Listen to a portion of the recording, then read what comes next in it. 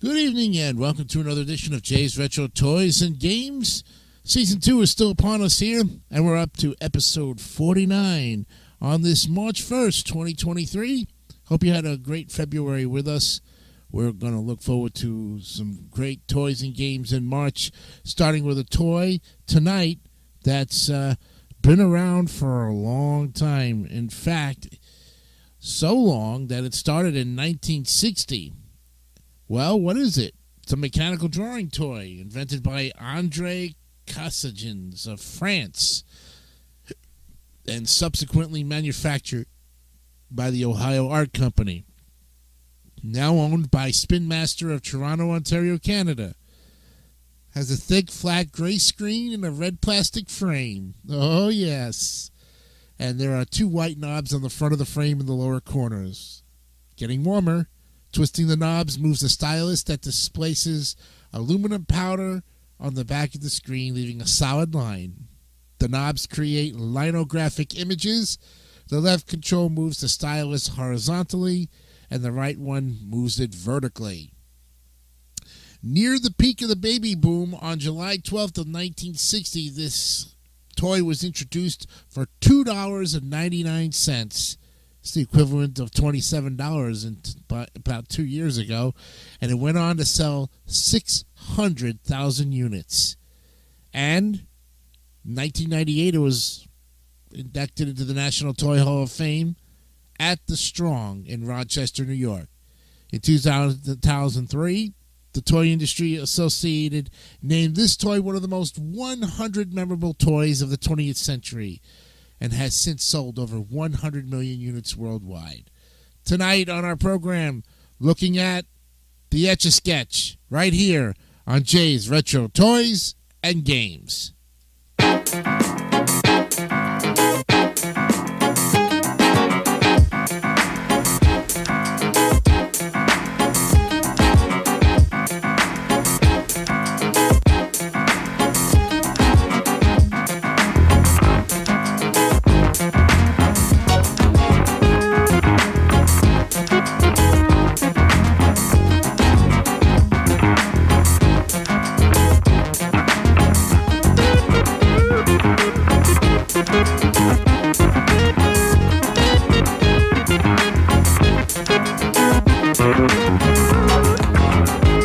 Okay, got a new song tonight.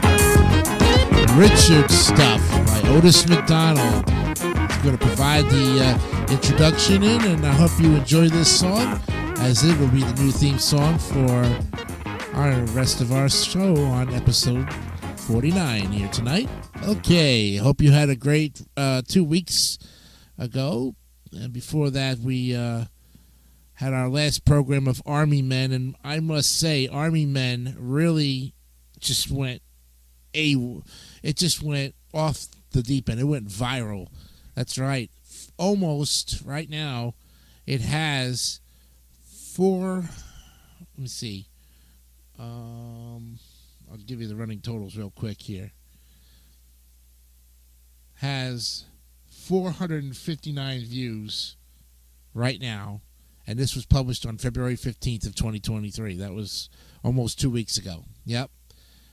So, I don't know what it is about Army Men, but apparently you guys liked it a lot. So now, tonight, we're talking about the Etch-a-Sketch. We gave you a little background on it. Let's look at the mechanics. The toy is a kind of plotter.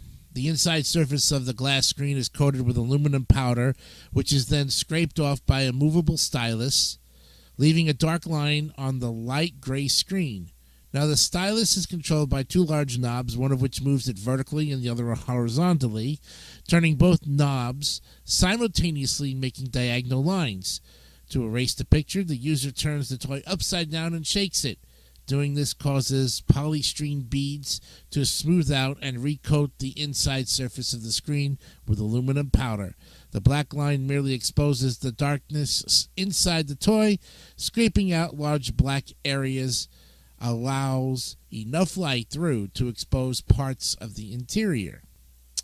So, The Etch-a-Sketch toy was invented in the late 1950s by Andrei Kazagins, an electrician with Lincrusta Company, who named the toy L'Écran Magique, or the magic screen. In 1959, he took his drawing toy to the International Toy Fair in Nuremberg, Germany. The Ohio Art Company saw it, but had no interest in the toy. When Ohio Art saw the toy a second time, they decided to take a chance on the product. The magic screen was renamed the Etch-a-Sketch and became the most popular drawing toy in the business. After a complex series of negotiations, the Ohio Art Company launched the toy in the United States in time for the 1960 Christmas season with the name Etch-a-Sketch. Ohio Art supported the toy with a televised advertising campaign. Originally, the toy used a plate glass screen, which was criticized by safety advocates for being easily broken and a danger to children. Then in November of 1970, Consumers Union filed a petition with the Department of Health, Education, and Welfare, asking for emergency action under the 1969 Child Protection and Toy Safety Act. The Food and Drug Administration responded that the toy had been redesigned, replacing the glass plate with plastic. The Etch-a-Sketch toy was featured in the 1995 Disney Pixar animated film Toy Story in a scene where a sentient one performs a quick draw duel with Sheriff Woody. This 12-second feature had been enough to give a significant sales boost, requiring the production line to work overtime to meet demand. Well, by 1999, the company had again fallen into severe financial trouble from canceled orders of various products, reaching a point where the solvency of the company was in question. However, the company recovered with the prudent decision to agree to again have an Etch-a-Sketch appear in an animated feature film, this time in 1999, the sequel, Toy Story 2. And this scene featured an Etch-a-Sketch being used to present sketches related to the investigation of Sheriff Woody's kidnapping by Al McWiggin, the toy collector, and the owner of Al's Toy Barn. Now, at 45 seconds, the scene in question was much longer than the scene in the original movie. The exposure from the highly successful Pixar movie resulted in the sales of the toy increasing by 20% and ensured the survival of the company. Etch-a-Sketch was manufactured in Bryan, Ohio until the company moved the manufacturing plant to Shenzhen, China in 2001. In France, its country of origin, Etch-a-Sketch was sold under the name Télécran rather than L'Écran Magique. February of 2016, the rights to the Etch-a-Sketch name and design were acquired by Toronto-based Spin Master Corporation.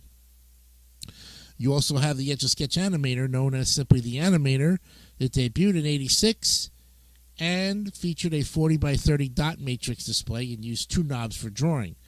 Like a regular Etch-a-Sketch with several buttons to manipulate the drawings, the initial price was $89.99, equivalent to $220 in 2021, and it had 2 kilobytes of memory capable of storing 12 frames of pictures in any combination up to 96 times. It contained a speaker, which made static-like sounds when the knobs were moved and during animation. With the return of the home video game market in the mid-'80s, and the relative success of the Etch-a-Sketch Animator, Ohio Art decided to release a high-tech sequel to the Animator known as the David3000. Ohio Art released the system in 1987 at a suggested retail price of $139.99, which is the equivalent to $330 about 2 years ago. The unit itself doesn't resemble a traditional Etch-a-Sketch at all. The classic knobs are replaced with the Magic Touchpad. The system's form factor resembles a laptop computer, and the unit features a large 60 by 40 LCD screen. The unit contains 196 kilobytes of powerful computer memory, which is a significant upgrade over the roughly 2 kilobytes of the original Animator. This memory upgrade allowed the system to have 22 frames in which to store drawings, and these frames could be animated in sequence up to 99 times. This memory upgrade, combined with the relatively powerful custom processor, was also important since the Animator 2000 was designed to be a portable entertainment games system instead of simply an electronic drawing toy. The unit features a cartridge slot and 4 cartridges were available: Flyby, a flight simulator game; Overdrive, a road racing game; Putt Nuts, a miniature golf game; and Memory, a memory expansion cartridge. The price for one cartridge was $28.99. Then in 1993, Ohio launched a color Etch-a-Sketch. Similar to the original, it used the traditional 2-knob interface to draw, but also featured 6 colors. It also had the ability to produce a color copy of each picture drawn. And these are basically handheld controllers that connect to a television-like handheld TV games and work like a regular Etch-a-Sketch, except on the television screen and with the addition of colors and sound effects. They had an Etch-a-Sketch ETO, the plug-and-play ones. There are a few practicing artists who use the Etch-a-Sketch to produce professional linographic work. The artists make their work permanent by removing the aluminum powder, and this is done either by drilling holes in the bottom of the toy or by removing the entire plastic backing. It is then resealed as a permanent, shake-resistant piece of art. And if you also remember, they also had the Magnadoodle, which was a similar toy using a different principle, and the Etch-a-Sketch Giraffe. And there you have it, friends. A simple look at a simple toy. What a history. Going back to 1960.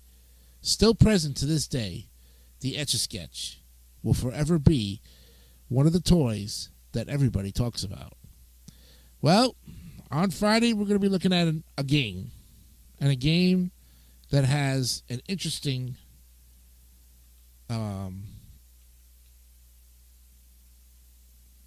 has an interesting history, I was told. This one is was submitted to me by one of my friends from the game show community. Wants to talk about perfection, and we'll look at that this Friday coming up on this is the episode 50 of Jay's Retro Toys and Games. So we'll look at that on Friday. From over here at Jay's Retro Toys and Games, I'm Jason DeCanio. Thank you very much for being with us. Have a great night, and remember, be honest, be real, and keep it simple, stupid. Kiss. We'll see you on Friday. Bye for now.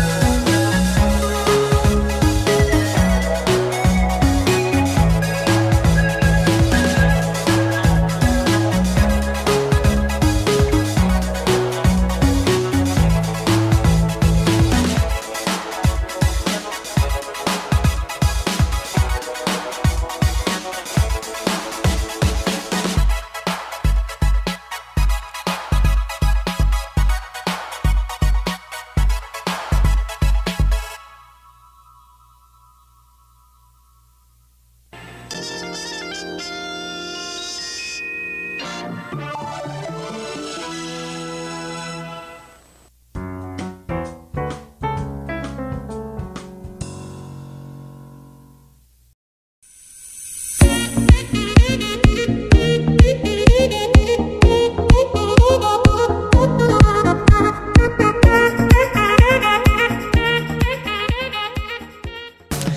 forget to subscribe to the David3000 Network for great more content like this one.